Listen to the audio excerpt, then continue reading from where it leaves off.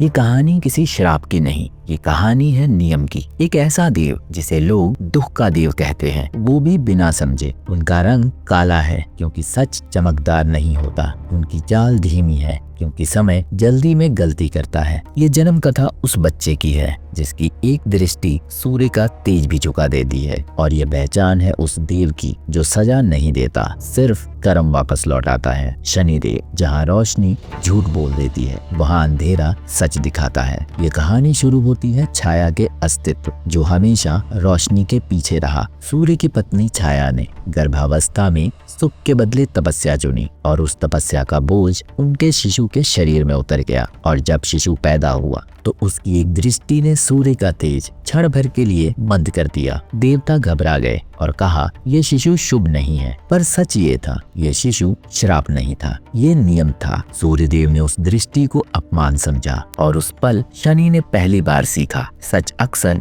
गलत समझा जाता है। उस शिशु का रंग काला था जैसे रात। उसकी आंखों में सिर्फ न्याय था, और उस दिन लिख दिया गया, बालक ना वरदान देगा ना दया मांगेगा, ये सिर्फ कर्म का फल लौटाएगा। इसलिए उनका नाम पड़ा शनि। जहाँ रोशनी झूठ बोलती है, वहाँ अंधेरा सच कहता है। जब बाकी देवता आशा देते हैं, शनिदेव हिसाब करते हैं, हर सोच, हर इरादे और हर कर्म का। उनके पास ना सीना है, ना शंख, ना विजय, ना शोर। उनके पास सिर्फ समय है, और समय कभी गलत नहीं होता। शनिदेव ना किसी के शत्रु हैं, ना किसी के मित्र। जो जैसा है शनिदेव उसके साथ वैसे ही मिलते हैं, और इस इंसाफ में भगवान से लेकर मनुष्य कोई भी नहीं बच सका। शनि उनको सजा देते हैं जो सच का साथ छोड़ देते हैं, इसलिए पूरी दुनिया उनसे डरती है। एक दिन स्वर्ग सभा में देवता अपनी विजय का उत्सव मना रहे थे। शनिदेव स्वर्ग में नियम का संतुलन बनाने आए थे, क्योंकि जब शक्ति बढ़ती है तो बढ़ता है अहंकार। इंद्र ने शनि को देखा, काला वर्ण, शांत दृष्टि, ना तेज का प्रदर्शन ना राजसी भाव। इंद्र हंस पड़े और कहा, शनि तुम सिर्फ दुख और कठिनाई बांटते हो, तुम्हारे पास ना रूप है ना है तेजी, फिर तुम्हें देवता क्यों कहा जाता है? शनिदेव ने कोई उत्तर नहीं दिया, क्योंकि जहाँ अहंकार बोलता है वहाँ न्याय प्रतीक्षा करता है। वक्त बीता और इंद्र का तेज धुंधलाने लगा। यज्ञ असफल होने लगे, देवताओं का विश्वास डगमगाने लगा। स्वर्ग का सिंहासन जो कभी स्थिर था अब हिलने लगा था। इंद्र ने सोचा, यह श्राप है, पर यह श्राप नहीं था, यह हिसाब था। शनिदेव ने इंद्र से कुछ छीना नहीं था, उन्होंने सिर्फ अहंकार का आवरण हटा दिया। और जब आवरण हटा तो इंद्र ने पहली बार अपनी कमजोरी देखी। जो कभी सबसे ऊपर था आज अकेला था। तब इंद्र ने समझा, शनि शत्रु नहीं है, शनि दर्शन है। इंद्र ने अपना राज छोड़कर तपस्या का मार्ग चुना। कोई शोर नहीं, कोई दावा नहीं, सिर्फ एक प्रार्थना,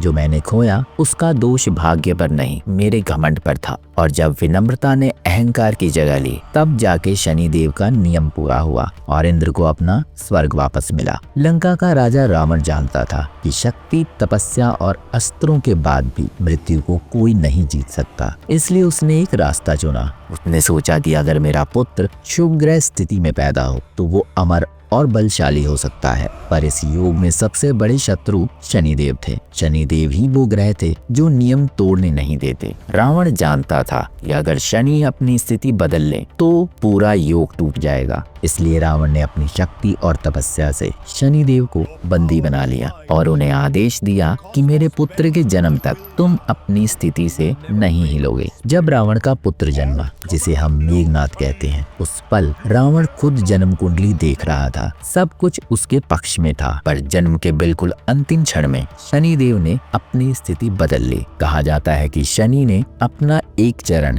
एक अन्य ग्रह स्थिति में रख दिया था, बस इतना सा, और पूरा योग टूट गया। पुत्र अमर नहीं बना पर अजय बना। वही पुत्र आगे चलकर देवताओं को जीतने के कारण इंद्रजीत कहलाया। रावण का क्रोध अब सीमा पार कर चुका था। उसने महसूस कर लिया था कि भविष्य उसके नियंत्रण से फिसल चुका है। रावण ने गुस्से में शनिदेव पर हमला किया और शनिदेव को अपने चरणों के नीचे दबा दिया और कहा कि आगे से तुम्हारी वक्र दृष्टि किसी पर नहीं पड़ेगी। पर शनि की दृष्टि रावण और लंका पर पड़ चुकी थी, इसलिए जब समय आया तो परिणाम भी आया। जब हनुमान को लंका में बंदी बनाकर सभा में लाया गया, रावण ने अपनी शक्ति दिखाने के लिए कहा, इसकी पूंछ में आग लगाओ। रावण सोचता था यह दंड है, पर यह दंड नहीं था, यह हिसाब था। जिस आग से हनुमान की पूंछ जली, उस आग ने लंका को पहचान लिया। गली गली महल महल सोना चांदी सब राख कर दिया। शनिदेव अब भी बंधे हुए थे, पर कर्म चल चुका था। ज्योतिष में शनि सबसे ज्यादा गलत समझा गया ग्रह है। अक्सर लोग इसे प्रॉब्लम क्रिएटर कहते हैं, जबकि असल में शनि एक स्ट्रक्चर क्रिएटर है। शनि का काम खुशी बांटना नहीं होता, शनि का काम इंसान को तैयार करना होता है। ज्योतिष के अनुसार शनि डिसिप्लिन से जुड़ा हुआ है। रोज का काम रोज का बोझ, जहाँ चीजें मिलती जरूर है पर वक्त के बाद। शनि रिस्पॉन्सिबिलिटी का ग्रह है जो इंसान को जिम्मेदारी से भागने नहीं देता। और सबसे गहरी बात, शनि लॉन्ग टर्म कर्म का प्रतीक है। जो बोया गया है वही उगता है, चाहे वक्त लग जाए। शनि शॉर्ट टर्म इमोशंस को इग्नोर करता है और लॉन्ग टर्म रियलिटी पर काम करता है। इसलिए जुपिटर जहाँ ग्रोथ देता है, शनि फाउंडेशन बनाता है। ग्रोथ बिना फाउंडेशन के गिर जाती है और शनि इसी गिरावट को रोकता है। इसका एक ही नियम है, शनि तुरंत इनाम नहीं देता, वो धीरे पर अटल न्याय देता है। शनि के साथ ये मायने नहीं रखता कि आपकी मेहनत दुनिया को दिख रही है या नहीं, आपकी नीयत सबको समझ आ रही है या नहीं। उसके लिए सिर्फ एक ही चीज महत्वपूर्ण होती है,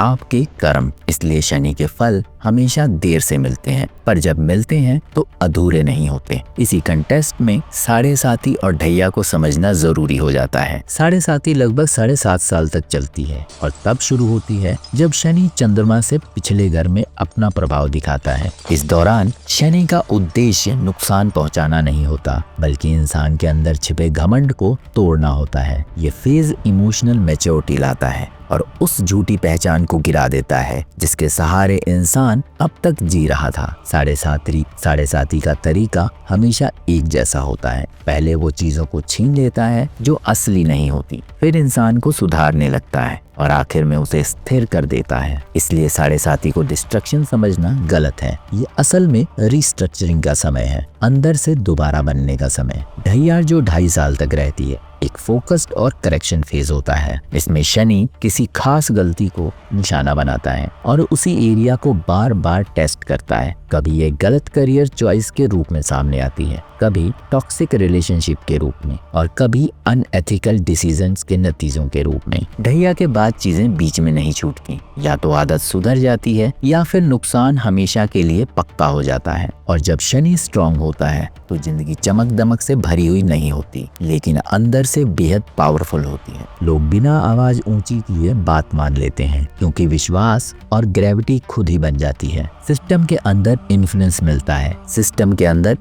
मिलता है और पोजीशन स्थिर होती है। सक्सेस जरूर देर से आती है, लेकिन जब आती है वापस जाने का नाम नहीं लेती। करियर में वो इजी सक्सेस नहीं देता, पर मेहनत को कभी नजरअंदाज भी नहीं करता। रिलेशनशिप में वो नकली रिश्तों को तोड़ देता है, पर सच्चे रिश्तों को मजबूत करता है। माइंड के लेवल पर वो पेशेंस लाता है, साइलेंस का वेट महसूस करवाता है और सिर्फ रिस्पेक्ट को जन्म देता है। शनि अक्सर आखिर में एक ही बात सिखाता है कि जिंदगी में चीजें कम होती हैं, पर जो होती हैं वो असली होती हैं। शनिदेव को लोग अक्सर गलत समझ लेते हैं क्योंकि उनका तरीका बाकी देवताओं जैसा नहीं होता। जहाँ लोग तुरंत रिलीफ और दिलासा चाहते हैं, वहाँ शनिदेव सच रख देते हैं। शनिदेव कभी एक्सक्यूजेस नहीं रखते, वो सिर्फ एक्शन की अकड़ रखते हैं। इसलिए जब परिणाम कठोर लगता है, लोग उसे अन्याय समझ लेते हैं, जबकि वो सिर्फ हिसाब होता है। शनिदेव का एक और स्वरूप है जिसे लोग समझने से कतराते हैं और इंसान को सबसे ज्यादा डर वक्त से ही लगता है। Late success, late justice, late reward, ये सब शनि के नाम का हिस्सा है। इस